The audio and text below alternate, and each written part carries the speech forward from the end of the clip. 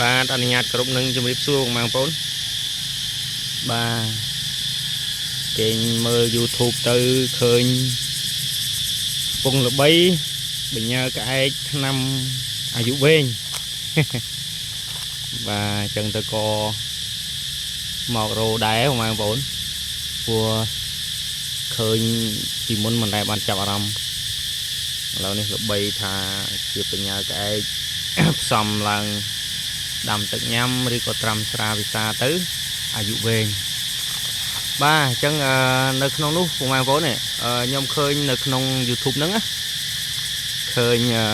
មានបញ្ញាក្អែកដើមត្រាចមួយមុខបាទនេះបងប្អូននេះចឹងនឹងបញ្ញាក្អែកដើមត្រាច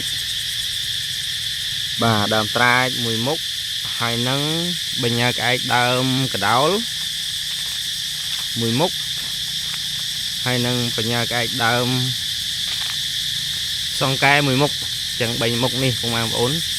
ផ្សំជាថ្នាំបាទផ្សំជាថ្នាំទៅពិសាទៅឬគេថាអាយុវែងណាបងប្អូនចឹងមកសម្រាប់ថ្នាំធម្មជាតិនេះពិសេសម្យ៉ាងមានគុណសម្បត្តិអាចបំបាំងមិនធ្លាប់ដឹងឥឡូវនេះបានដឹងហើយដោយសារយើងឥឡូវនេះមាន YouTube មានសង្គម YouTube មានសង្គម Facebook ផ្សព្វផ្សាយព័ត៌មាន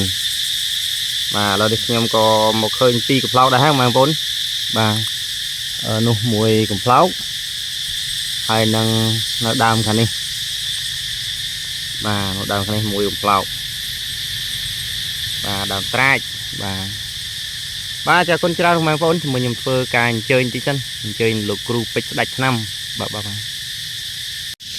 ទនេះពុកម៉ែបងប្អូនបានមកកំប្លោកហើយហ្នឹងហើយនៅកំប្លោកនេះអត់មាននេះបងប្អូនអាយ៉ាតិចអាននេះអូពងសัตว์យ៉ាល្អទេរឿងព្រឹសសើធ្ងន់នេះតែទុកនេះបងប្អូននេះស្លឹកត្រាចបាទនេះស្លឹកត្រាចហើយដើមត្រាចបងប្អូននេះបកចាអញសបកប្រេះធំបាទស្លឹកក៏មិនចោលទេបងប្អូនស្លឹកក៏រើសយកទាំងអស់នៅមិនអស់ទាំងអស់ទេគឺបានតិចតួចអត់សល់តិចតួចបាទបានមកក្រុងបងប្អូនហើយមួយនេះទៀតបងប្អូនតិចចាំតែអញ្ជើញបាទគុណច្រើនបងប្អូនបាទជម្រាបលាបាទនេះបងប្អូនបាទមុននឹងបានត្រាចបាទបានត្រាចបានកាប់ចាំងខ្លះហើយនេះដៃត្រាចពីកំប្លោកមកក្រុងបងប្អូនឥឡូវនេះបានបញ្ញាដើមកណ្ដោលបាទនេះស្លឹកកណ្ដោលហើយនេះផ្លែកណ្ដោលបងប្អូនបាទបានពីរមុខហើយបងប្អូននៅសល់មួយមុខទៀតដើមសង្កែ